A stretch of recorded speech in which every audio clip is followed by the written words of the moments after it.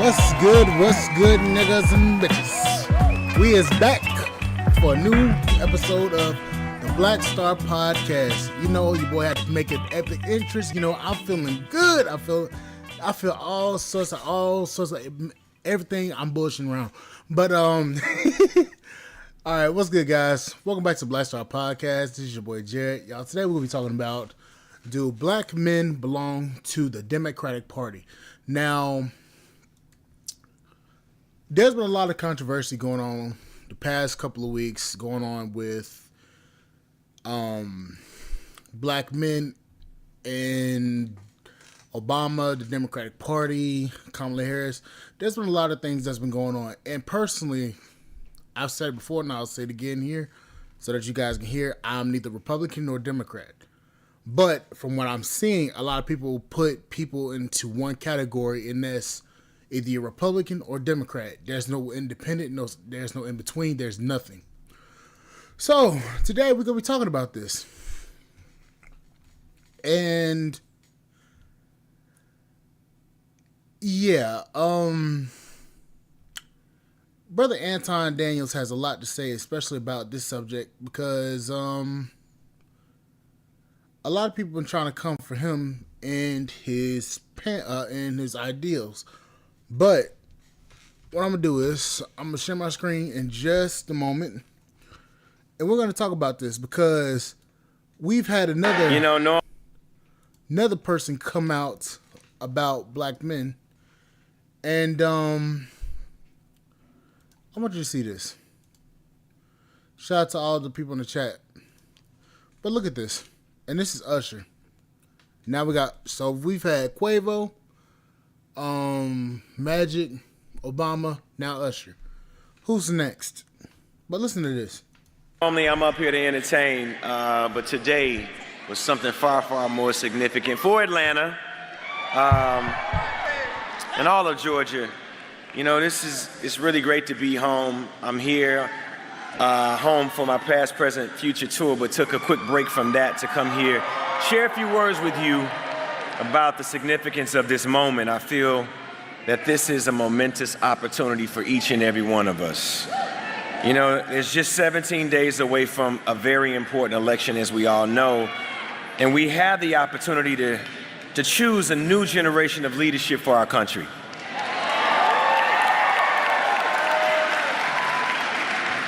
We all know what it means to be supportive, but ladies and gentlemen, we are here to support the next President of the United States,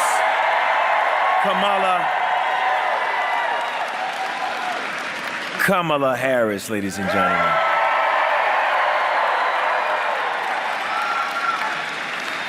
I'm supporting Vice President Harris because she fights for everyone's rights, for freedom. And it doesn't matter where you're from. She has a vision for our country that includes everyone.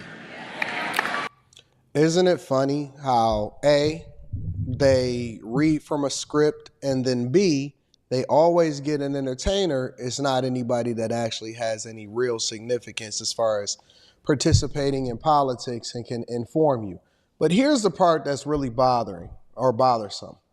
The part that's really bothersome is that Usher actually pulled up on The View to promote his tour and to have a conversation with the hyenas on there about, you know, everything that was going on in production and all of that. And then they asked him about what he thought, you know, they tried to push him to endorse Kamala Harris and then speak on Biden and all of that stuff and try to go against Trump. And I gave Usher a lot of credit. I said, listen, it's really great that Usher decided to deflect away from that and not endorse anybody and just say, yo, I think that it's important for everybody to inform themselves and then vote and participate in the election process. But he wouldn't endorse a candidate because I believe personally that, you know, it's important for entertainers to do their job and to remove themselves from it. And it alienates people away from these people. And you see what happened with Taylor Swift. I'm sure she's not going to miss no money. She's rich as hell. You see what happened with a lot of these entertainers. And again, I think it's a much different thing if you're a vlogger or you're some kind of political correspondent. But if you're an actor, if you are, you some kind of singer or whatever like that, for you to go into this and start, I mean, you could do whatever you want to do, but I just don't think that is wise. But now you see him after that, and here's my question. I wonder how much they had to pay him. What did they promise him? So there. Heard what Anton had to say about it. But I want to get back to the fact of the matter is that she's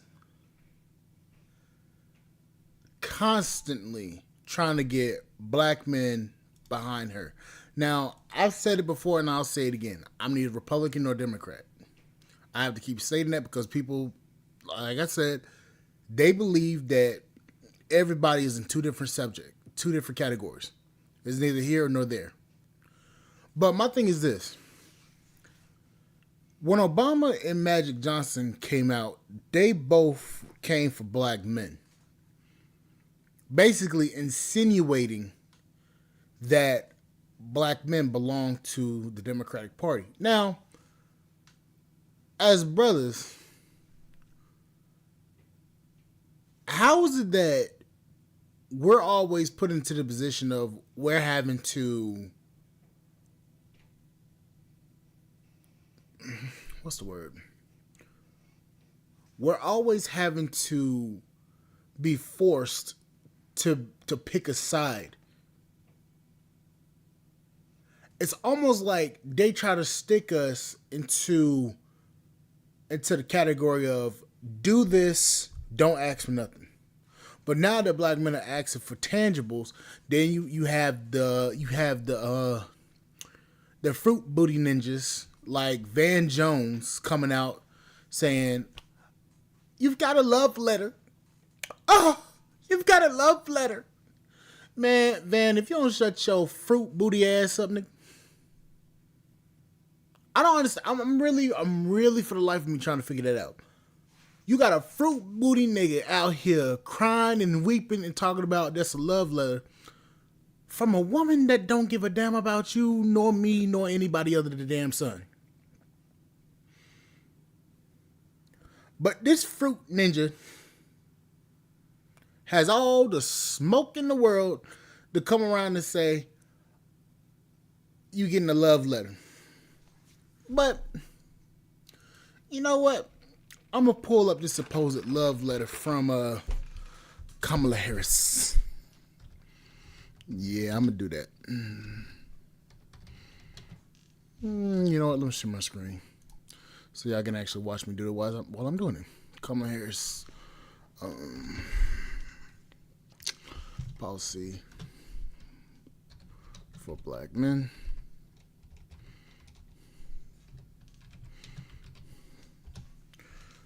Okay.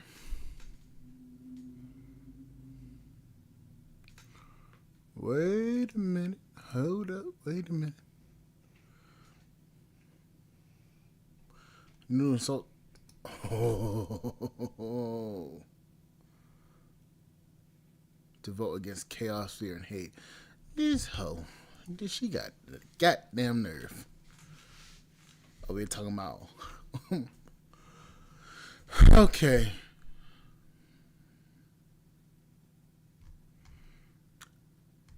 This is fucking pathetic. This is some bullshit they pulled out of their ass and over here talking about we got something for you black men. Well, fuck you into your existence. So, first bullet point.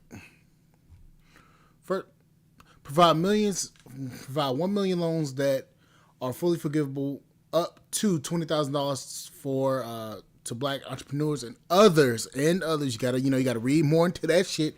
And others who have historically faced barriers to starting a new business or growing an existing business in partnership with trusted organizations like mission delivery driven lenders. Where's the damn thing? Okay, here we go. With a proven commitment to their communities. That's a lot because most of their asses don't do shit. Expand access to bank accounts and lending to help black men build wealth. We already have that. The problem is it gets more promoted towards white folks. Expand access. Well, no, that's it. Enable black men who hold digital assets to benefit from financial and innovation. Digital assets. What does that mean? Crypto. Breaking down unfair and unnecessary barriers to employment for black men. Yeah, you're trying to do that DEI bullshit with black men and that shit ain't working.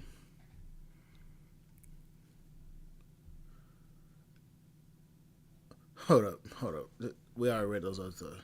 So she will also make it a top priority to lower costs for black men by revitalizing competition in food and grocery stores and enacting the first ever federal ban on corporate price gouging. She doesn't even have a plan. How do you keep corporations from price gouging?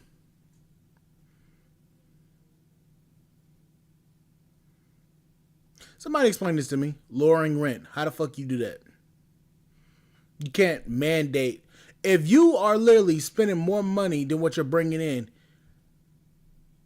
you can't stop this shit. More than tripling the number of new first-time black owners every year by the end of her first term through housing plan. How are you doing that? Where are you getting the money from? What you gonna do? You gonna increase taxes on taxpayers that's already paying high amount of taxes? Explain that shit, ma'am. Here we go. Fighting to end racial bias in housing apparatus. Fuck that. And home appraisals that have lowered the value of homes for black men and black Americans. How are you going to federally mandate that? Helping reduce costs for black men with children through tax cuts and affordable care, child care. How are you going to do that? And this is what they're talking about: providing up to $6,000 for new parents. How are you doing that? Where are you getting the money from, huh? Helping black men provide care for their aging parents.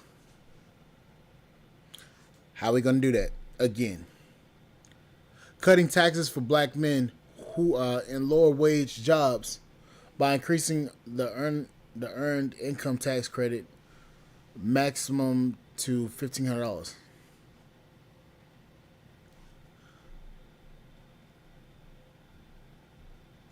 How the fuck are these people gonna do this? Not only that, let's do this. That Fox interview. Oh yeah, I'm gonna bring that up. We about to go in today. I've been itching to do this. Okay, let's see.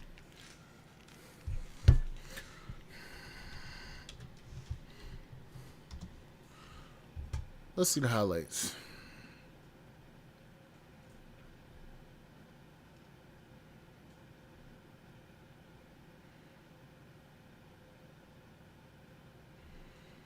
Where is it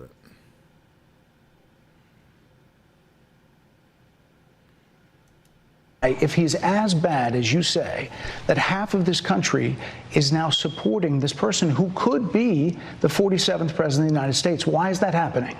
This is an election for president of the United States. It's not supposed to be easy. I know, but it's not supposed to be. It is not supposed to be a cakewalk for anyone. So are they misguided, the 50%? Are they stupid? What is it? I would never say that about the American people. And in fact, if you listen to Donald Trump, if you watch any of his rallies, he's the one who tends to demean and belittle and diminish the American people. He's the one who talks about an enemy within, an enemy within, talking about the American people, suggesting he would turn the American military on the American people. We asked that question to the former president today. Harris Faulkner had a town hall, and this is how he responded. I heard about that. They were saying I was like threatening. I'm not threatening anybody. They're the ones doing the threatening. They do phony investigations. I've been investigated more than Alphonse Capone. He was the greatest gangster. No, it's true. No, but think of it. It's called weaponization of government. It's a terrible thing. So, Brett, I'm sorry, and with all due respect, that clip was not what he has been saying about the enemy within that he has repeated when he's speaking about the American people. That's not what you just showed. well, he was asked about that specific... No, that's not what you just showed. In all fairness and respect to you, that was the question that we asked him. You didn't show that, and here's the bottom line. He has repeated it many times, and you and I both know that. And you and I both know that he has talked about turning the American military on the American people. He has talked about going after people who are engaged in peaceful protest. He has talked about locking people up because they disagree with him. This is a democracy. And in a democracy, the President of the United States, in the United States of America, should be willing to be able to handle criticism without saying he'd lock people up for doing it. And this is what is at stake, which is why you have someone like the former chairman of the Joint Chiefs of Staff saying what Mark Milley has said about Donald Trump being a threat to the United States of America. You want to know something funny?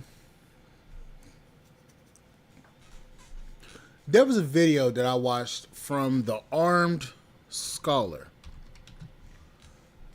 And he actually talked about a situation that's going on. Now, in this particular video, as you can see right here, 22 hours ago, U.S. military just authorized the use of lethal force against American citizens during upcoming unrest. Now, when I play this video, you're going to see exactly what I'm talking about. Because that video that she just talked about, that she was just talking in, that's actually a very, how should I say it? That video was actually not even accurate. Now listen to what this guy says, and we're gonna bring it back to home, and we're gonna ask that question of, do black men belong to the Democratic Party? Additional items, you can get a bow and some other things along with that. So if you order some products using my link down below, you get entries into that on a recent topic that we covered, which is the new DoD directive. The DoD directive is 5240.01, and this was issued recently renewed by the Biden and Harris administration, and in some ways authorizes lethal force by military units, some intelligence components that are attached to local law enforcement, if they're attached to them, allowing them potentially to use lethal force against civilians, maybe even during the upcoming arrest that maybe we could see happen in our nation. Now, I want to talk about some of the general things that this DoD directive was intended to do, and then maybe some of the potential negative ramifications that everybody's concerned about. Now, there are 4 general goals of this directive. The first one is that the directive establishes policies for the DoD, the intelligence and intelligence-related activities. It also provides guidelines for defense intelligence components who are assisting law enforcement agencies and civil authorities. So this is supposed to be directly related to when DoD units or DoD components, when they are assisting in what is claimed to be intelligence gathering, when they are potentially attached and assisting law enforcement agencies, this is supposed to direct that conduct. Second, the defense intelligence components can help law enforcement under specific circumstances, including when lives are in danger. So there are some authorities in some situations when this directive kicks in, one of those being when there are potential risks of, to lives and potential danger to lives, well, then these intelligence components can be attached to potentially local law enforcement. The third thing that this directive does is it has varying requirements, varying levels of approval based on, a variety of factors like the potential lethality of the circumstance, the risk, the cost, the appropriateness, and the readiness of whatever unit. And so that also is included in this directive. There are certain authorities and certain approvals that have to be met for these units to then be attached to local law enforcement for specific situations. Now, the fourth and final thing that's included in this directive is in some ways also very concerning, because not only is there language in there that talks about the potential use of lethal force against civilians, maybe during civil unrest or civil disturbances is what it says, but there is another component, which is an exigent circumstance component.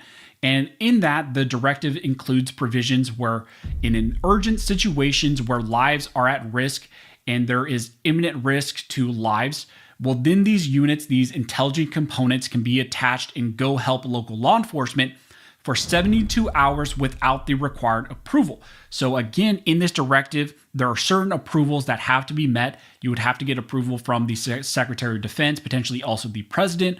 But under the exigent circumstances clause in the provision in this directive, those units can operate and go into effect for 72 hours without that required approval. Now, there is also a clause in there that says that these units would eventually need to get that approval from the Secretary of Defense, but for 72 hours, they can take action on their own. Now, when you talk about what this directive does and what it's implementing, it is implementing various executive orders 12333 and then also 13388. This directive generally outlines the permissible assistance that defense intelligence components can provide to law enforcement agencies, including technical knowledge, equipment, maybe expert personnel, particularly also in life-threatening situations. So there are a variety of types of assistance that can be given from the DoD, from various units and components to local law enforcement, including, like I said, some of the technical knowledge, maybe equipment, and then also just manpower. The main sections that have a lot of people concerned are the 3.2 and the 3.3 sections of the directive. That 3.3 section is in subsection C, and it states that the assistance in responding with assets with potential for lethality or any situation in which it is reasonably foreseeable that providing the requested assistance may involve the use of force that is likely to result in lethal force, including death or serious bodily injury. Okay, so we hear what this is saying.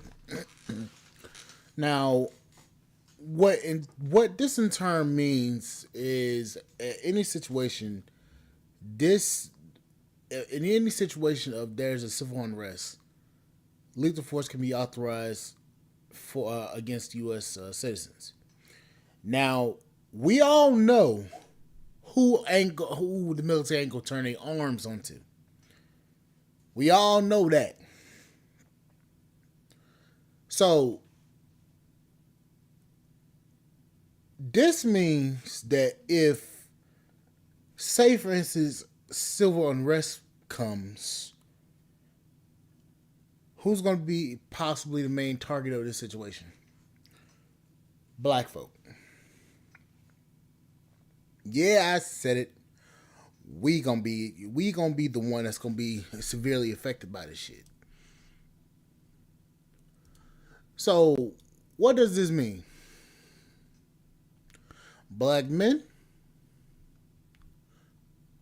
do we belong to the Democratic Party? Do we not? Or could we possibly be staring down the barrel of the gun that we don't need to be on? Now, I'm going to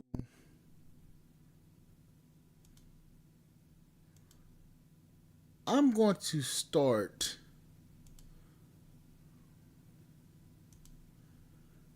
a live on Zoom. If I can get this shit up and running. If I can get this shit up and fucking running, I will. Hold on, let me see right quick. See if I can share the damn. What does it call it? Damn, how the fuck I damn share this mode? Hold up. How in the French toast do I share? Okay. Invite. Okay. Invite link.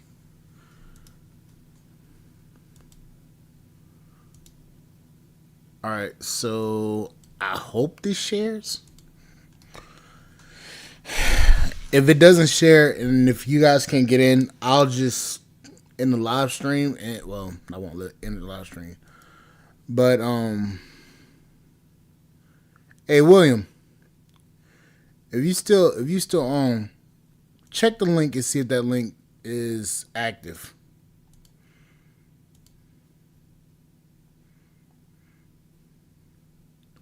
Because I have not done this shit before and it's gonna be new.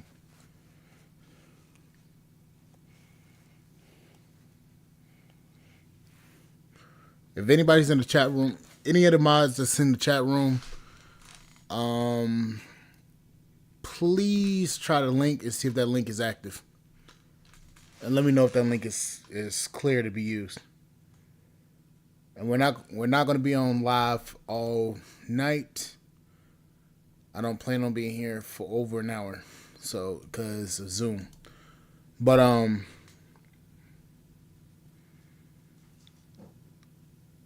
trying to get it working. All right, yeah, just let me know. Because if not, I'm gonna have to if not, I'm gonna have to try. What you call it? StreamYard one of these days. Hey Angel, if you can, try it too.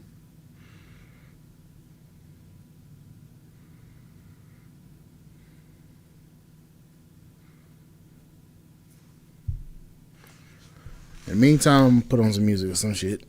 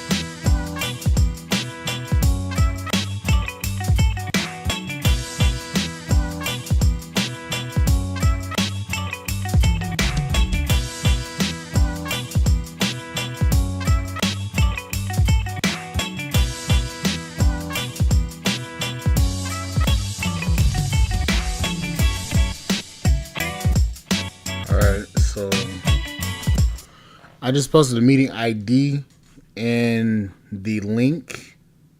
Well, not link, but the meeting ID number and the meeting passcode. If that doesn't work, I'm gonna try StreamYard next time, but hopefully that will work.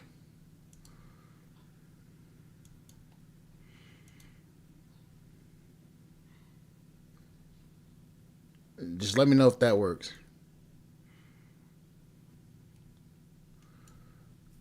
Because if not, I'm about to kill it. Have to kill the stream.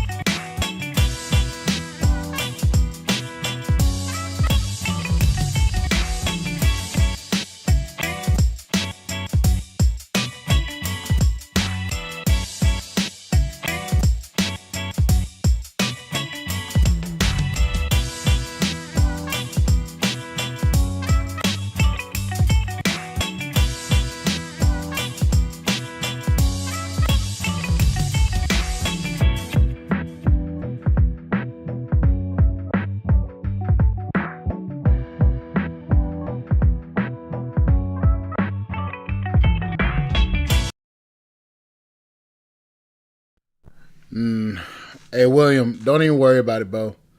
Cause it's not even letting me in. I'm gonna have to try. I'm gonna have to try another time. I'm gonna have to play around with it because the way that this stream is going. Yeah, next time I'm gonna try it on StreamYard. But yeah, I'm gonna have to try it on StreamYard next time. Anyways, guys, that's gonna be it for this live stream so far. Again, this isn't gonna be the only live stream I'm doing. But I just want you guys to know that although we had technical difficulties today, I will be doing another live stream very soon.